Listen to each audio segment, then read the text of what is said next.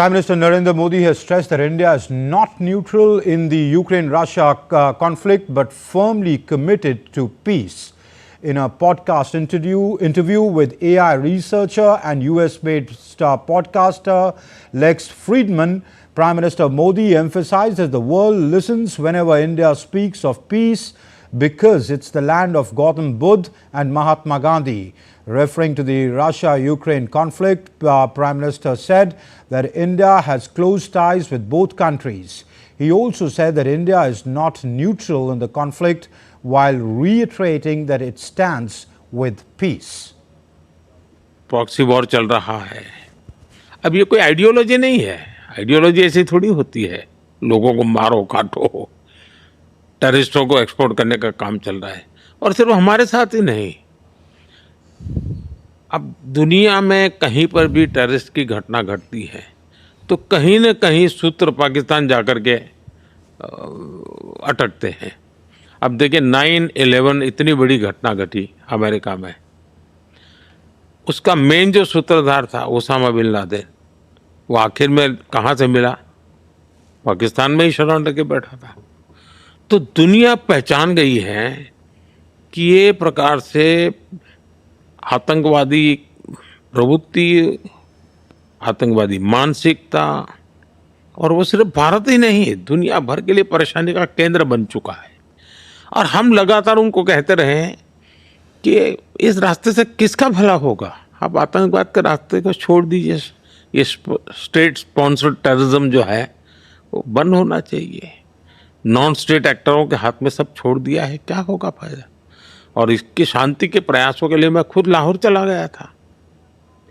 मेरे प्रधानमंत्री बनने के बाद मैंने मेरे शपथ समारोह में पाकिस्तान को स्पेशली इनवाइट किया था ताकि एक शुभ शुरुआत हो, लेकिन हर बार हर अच्छे प्रयासों का परिणाम नकारात्मक निकला। The Prime Minister also said that Indians espouse the cause of harmony and stand for peace. The Prime Minister highlighted that the current geopolitical scenario around the world, addressing issues like Pakistan's state-sponsored terrorism, the India-China relationship and the Russia-Ukraine conflict. While speaking about Pakistan, Prime Minister stated that every attempt by India to foster peace was met with hostility and betrayal. 2020 में जो सीमा पर जो घटनाएं घटी, उसके कारण हमारे बीच स्थितियां काफ़ी दूरी की बन गई। लेकिन अभी राष्ट्रपति श्री के साथ मेरा मिलना हुआ, उसके बाद सीमा पर जो चीज़ें थी उसमें नॉर्मल से आ चुकी हैं। 2020 के पहले की स्थिति में हम लोग अब काम कर रहे हैं। अब धीरे धीरे वो विश्वास और वो उत्साह और उमंग और ऊर्जा वापस आ जाए, वो उसको एक थोड़ा समय लगेगा कि बीच में 5 साल का अंतराल गया है। हमारा साथ होना ना सिर्फ बेनिफिशियल है बल्कि ग्लोबल स्टेबिलिटी और प्रॉस्पेरिटी के लिए भी जरूरी है। और जब 21वीं सदी एशिया की सदी है तो हम तो चाहेंगे कि भारत चीन के बीच में स्पर्धा सब स्वाभाविक है, स्पर्धा कोई गलत चीज नहीं है, ये संघर्ष नहीं होना चाहिए। And Prime Minister Modi emphasized the importance of strengthening ties between India and China. Despite past tensions, he advocated dialogue over discord and cooperation over conflict as the way forward. मेरा रशिया के साथ भी घनिष्ठ संबंध है, Ukraine के साथ भी घनिष्ठ संबंध है। मैं राष्ट्रपति पुतिन के सामने बैठ करके मीडिया को कह सकता हूं कि युद्ध का समय नहीं है। और मैं जेलेंस्की को भी एक मित्र भाव से उनको भी कहता हूं कि भाई, दुनिया कितनी ही आपके साथ खड़ी क्यों न हो जाए, युद्ध भूमि में कभी भी परिणाम नहीं निकलने वाला है। परिणाम तो टेबल पर ही निकलने वाला है। और टेबल पे परिणाम तब निकलेगा जब उस टेबल पर यूक्रेन और रशिया दोनों मौजूद होंगे। पूरी दुनिया यूक्रेन के साथ बैठ करके कितनी माथापच्ची कर ले, उसे परिणाम नहीं आता है। दोनों पक्षों का होना जरूरी है।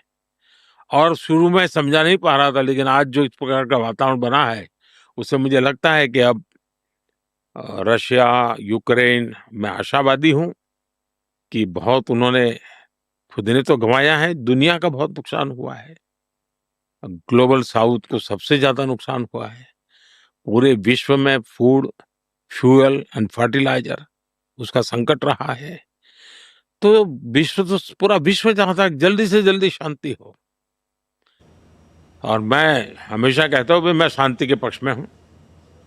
मैं न्यूट्रल नहीं हूँ, मैं शांति के पक्ष, मेरा एक पक्ष है और मैं उसके लिए प्रयत्नरत हूँ।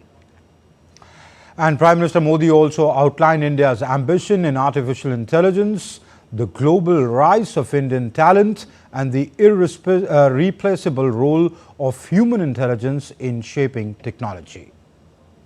एक बात आप शायद ज्यादा लगेगी और हो सकता है किसी को बुरा भी लगे, लेकिन जब आपने पूछा है तो अभी मेरे मन में से निकल रहा है, मैं कहना चाहता हूं। दुनिया एआई के लिए कुछ भी कर ले, भारत के बिना एआई अधूरा है। बहुत जिम्मेवार स्टेटमेंट मैं कर रहा हूं।